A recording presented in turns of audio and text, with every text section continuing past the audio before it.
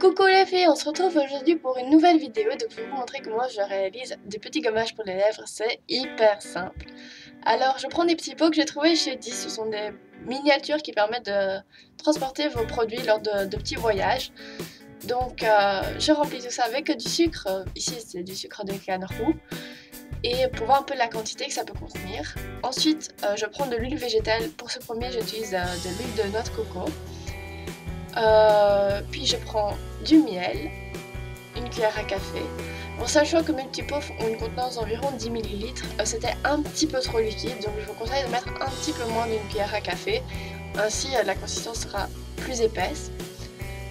J'utilise aussi de l'arôme alimentaire pour donner un petit goût. Ici, c'est de l'arôme de mangue. Donc j'y vais au compte-gouttes, c'est plus facile. Donc je vous conseille d'utiliser une pipette ou quelque chose de style. Ici, je rajoute un peu de colorant alimentaire, c'est du jaune, afin de donner une couleur vraiment peps. Et je mélange. Je remarque que ce n'est pas assez épais, donc je rajoute une cuillère à café de sucre. Mais bon, ça c'est selon vous, à voir. J'ai aussi remarqué qu'avec le temps, le sucre avait tendance à descendre dans le fond du petit pot, alors je vous conseille de vous munir d'un cure-dent et d'un petit peu mélanger avant d'utiliser le produit.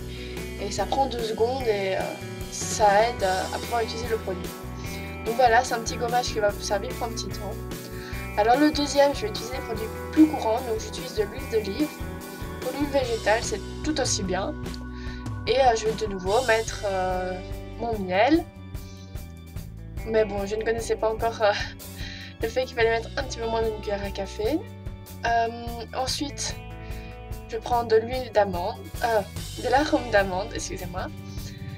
Oui, j'ai voulu faire la pipette, mais je me suis rendu compte que ça ne passait pas, donc c'était tout en douceur pour essayer de le mettre, pour que ça soit pas trop fort.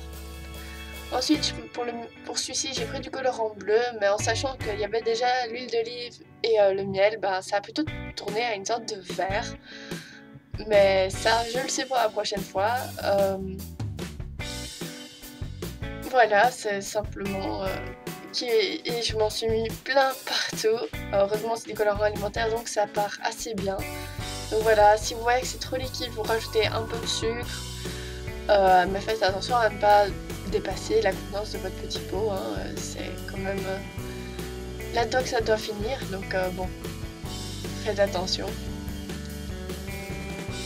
Et donc voilà, c'est tout pour ce petit DIY hyper rapide et hyper simple à faire. Au moins, vous ne devez pas payer des fortunes. Vous pouvez faire ça avec des aliments qui se trouvent chez vous.